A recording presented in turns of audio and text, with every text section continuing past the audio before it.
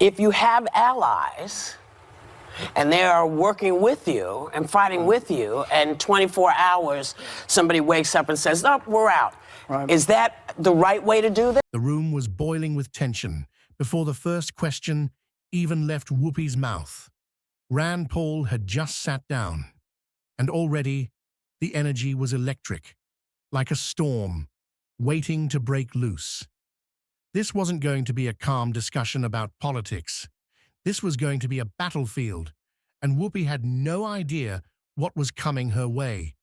From the moment the cameras rolled, you could feel it. This wasn't a warm welcome. The Views panel looked more like a firing squad, each host itching to corner Rand Paul on everything from foreign policy to socialism. But Rand, he came ready, with calm eyes and a mind sharp like a sword. Whoopi wasted no time and jumped in fast, throwing out questions with a bite. But Rand didn't flinch. Actually, Turkey doesn't want Iran to take over anything, he said smoothly. Israel doesn't want Iran to take over anything. And in fact, Israel actually stands up for themselves all the time. Boom. You could hear gasps from the crowd. Then Sunny Hostin jumped in with fire in her voice. "We have massive taxes here, but we don't get any free stuff," she argued. "Our public education system is a problem." But Rand didn't back down. He calmly exposed the truth behind Venezuela's collapse, laying the blame directly at the feet of socialism. Well, if you vote for a socialist, you might get socialism. Come on, don't do that. Maduro is not a socialist. He's a corrupt, murderous thug who is starving his people. That's not true. That's not true? Maduro's not a thug and a murderer who's starving his people. Let's have a conversation here. Chavez was a socialist, and socialism was the economic system of Venezuela. And they stole. It's a kleptocracy. It's not socialism. But here's the question is, they voted for socialism. They voted, let me finish. No, I can't let you finish. If you're going to say Maduro's not a murderous thug, I'm not going to let you finish. That's a damn lie. As Rand explained the real-world damage caused by socialist policies, the studio grew uncomfortably quiet.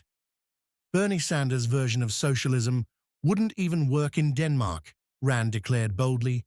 Even their prime minister said, "We're not socialists." The crowd blinked, stunned. He continued, slamming the idea that free programs don't come with a cost.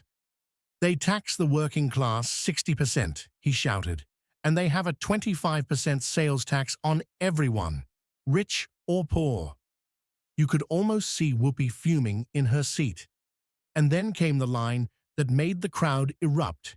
"If you vote for socialism, you'll get socialism." The audience clapped, loud and long. That unexpected applause sent Whoopi over the edge. She turned to the audience with a side-eye that could cut glass. Ana Navarro tried to jump in with a serious tone.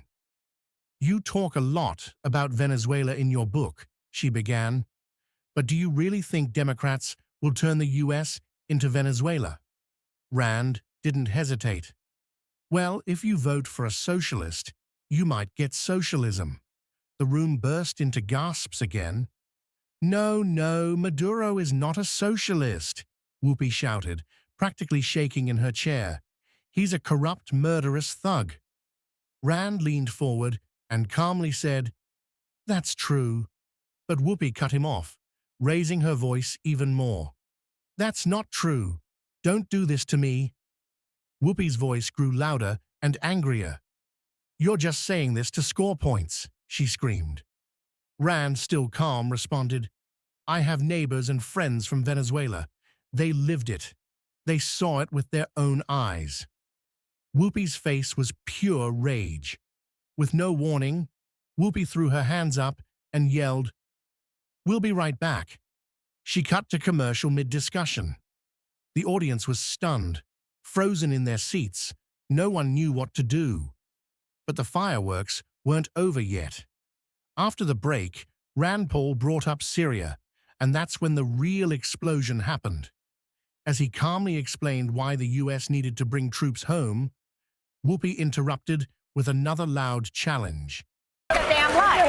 Wait, but... And neighbors and I have friends 30 who know seconds. this. Don't do this to me. Don't mansplain. I'm a 47-year-old girl. Thanks to Senator Rand Paul. His new book is called The Case Against Socialism, and we'll I live in Miami. There's tens of thousands of Venezuelan exiles living there. You talk a lot about Venezuela in your new book. I get a lot of political ads from the Republican Party. Donald Trump has tweeted this. Many have tweeted this. If you vote for Democrats, they will turn the United States into Venezuela. Do you think that's a fair statement to make? But is that the right way to do it? Rand didn't blink. Should we stay in wars forever? He asked. Should we keep sending American kids into harm's way without a clear mission? His voice was steady, but powerful. No, Whoopi, that's not leadership. That's recklessness. He doubled down, saying the Iraq War was a failure, and that both Trump and Obama knew it. These regime change wars don't work, he declared. They bring more chaos, not peace. Joy looked shocked. Sunny looked irritated. And Whoopi, she was ready to burst again. You can't just leave like that, Whoopi fired back, voice shaking with anger.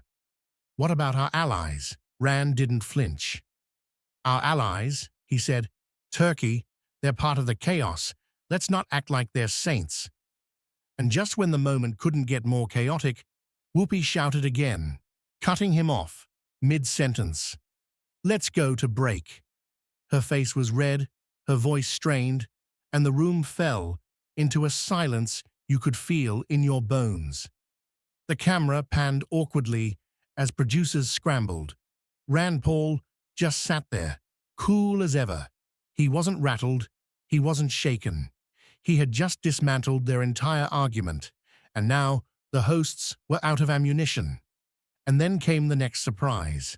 Sunny Hostin pivoted hard, switching from war to taxes. You support tax cuts that only help the rich, she accused. Rand's reply, pure fire. The top 1% pay 40% of all income taxes in this country, he said firmly. Meanwhile, the bottom 50% pay nothing. The audience gasped again, and Sunny looked caught off guard. That's not true, she protested. Donald Trump doesn't pay income tax. Rand calmly corrected her again, pointing to official IRS data. Those making less than $50,000 don't pay income tax. That's not an opinion. It's a fact.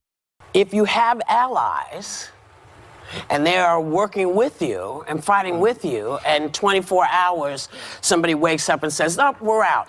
Right. Is that the right way to do this? I think the way we look at wars, we don't look at No. Is that the right way to do it? Let me answer the question. Okay.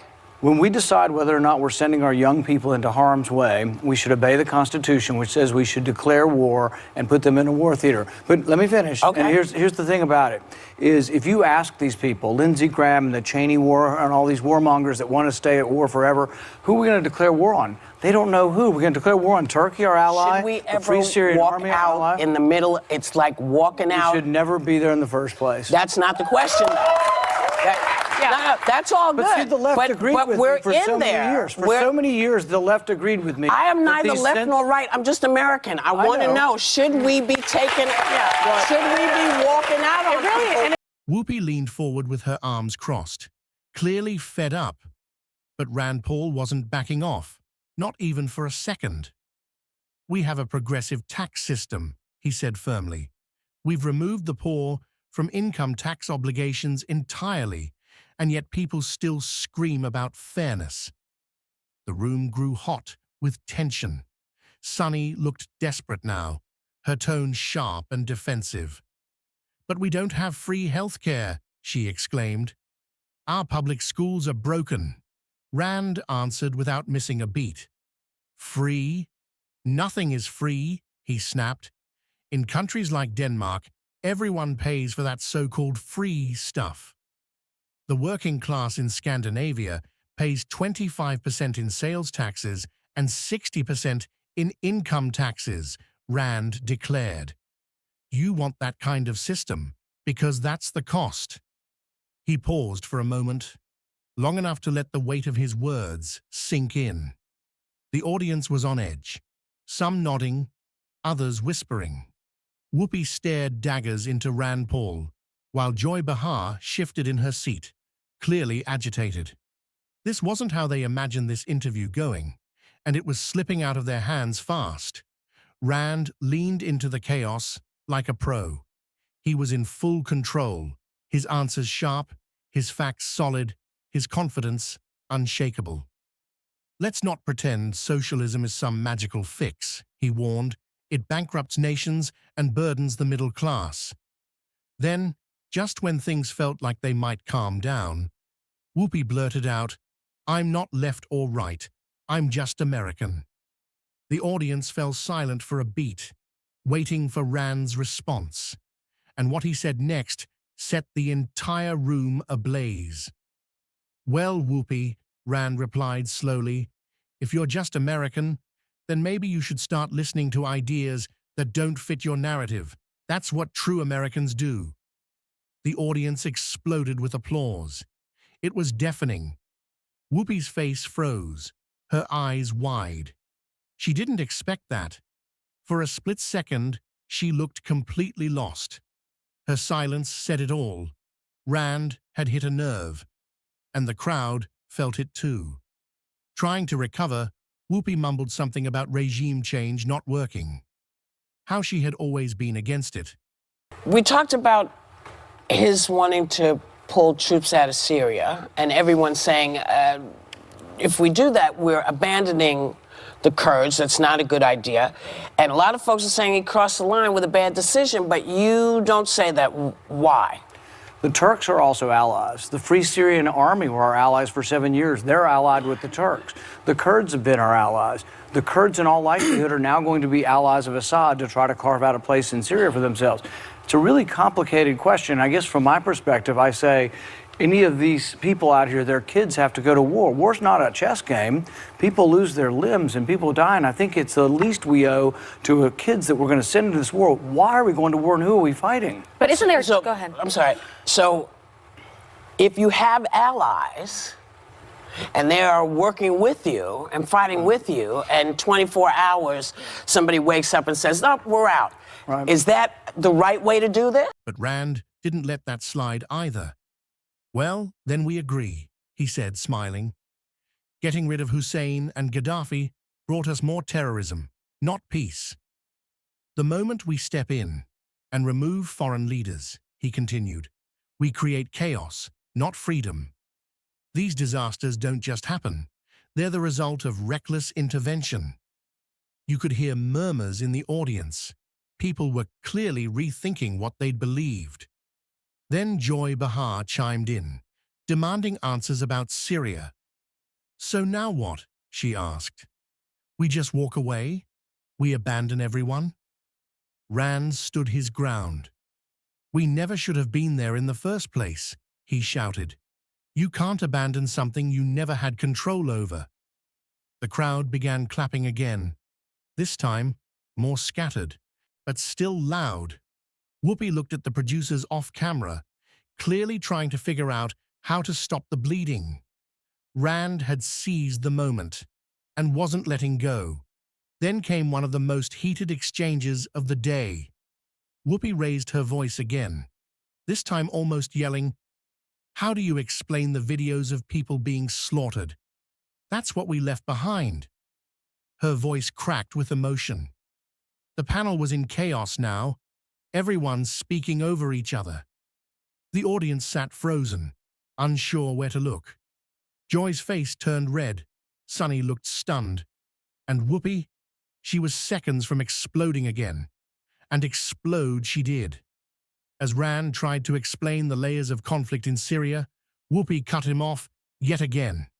"Let's go to break," she barked. Her voice thundered through the studio like a warning shot. The music kicked in awkwardly, but the tension didn't leave. Even with the cameras cutting to commercial, everyone watching at home knew exactly what had just happened. Rand Paul had hijacked their entire segment. As the show returned from break, the atmosphere was heavy. Whoopi sat stiffly, arms crossed, jaw tight. Rand Paul adjusted his seat with ease, unshaken, unmoved, and fully in control of the room. The tension was unbearable as the hosts tried to regroup, but Rand wasn't finished, not even close.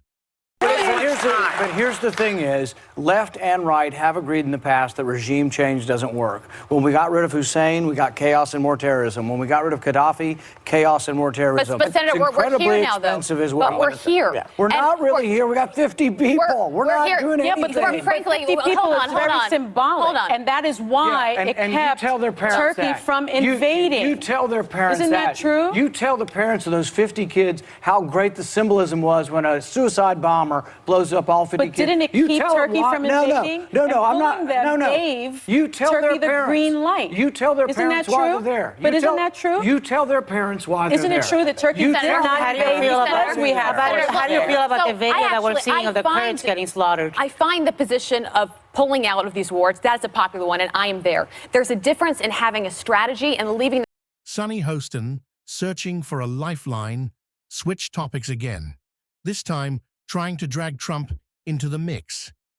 "You support a president who lies and cheats," she said sharply. But Rand didn't take the bait. "This isn't about one man," he replied. "This is about policy and the truth you refuse to hear. You're just defending a system that keeps repeating the same mistakes," he added, raising his voice just enough to be heard over the rising protests from the panel. "How many more wars? How many more broken promises? How many more young lives?" The audience started clapping. Again. The more the hosts fought him, the more people in the crowd began to cheer for Rand. Whoopi looked completely fed up. Her patience was gone, her fury written all over her face. And then it happened. The moment that broke the entire show. As Rand tried to finish a point about foreign intervention, Whoopi stood up, slammed her hand on the table again, and yelled, "Enough! We're done here!" Gasps echoed through the room. Joy's eyes widened. Sonny looked away. Even the audience froze in shock as Whoopi stormed off the set, leaving the camera scrambling to adjust. Rand Paul sat quietly for a moment, hands folded. He wasn't smiling. He wasn't gloating. He had simply stood his ground and forced one of the most powerful panels on television to walk away from the conversation. Producers rushed to cover the chaos, throwing the show into an emergency commercial break. But the damage was already done.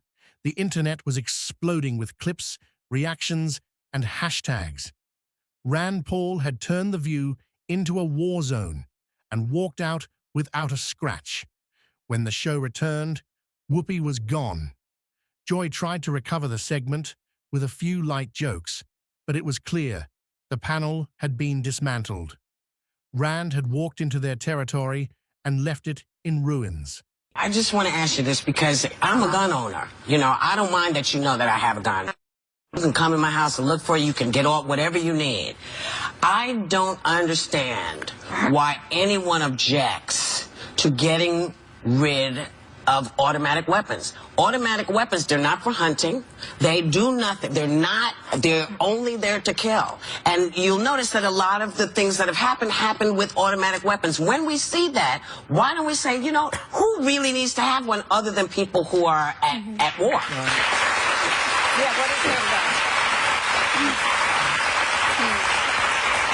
Truly automatic weapons we don't have. You know, we banned truly automatic weapons, I think, in Right, 1934. but we still got a lot of them around. Come Yeah, on, well, man. what we have is not automatic weapons, so we have semi-automatic. So they fire in a fairly fast sequence, but you can't pull the trigger and they come like a machine gun. Those are no longer But out. you know what?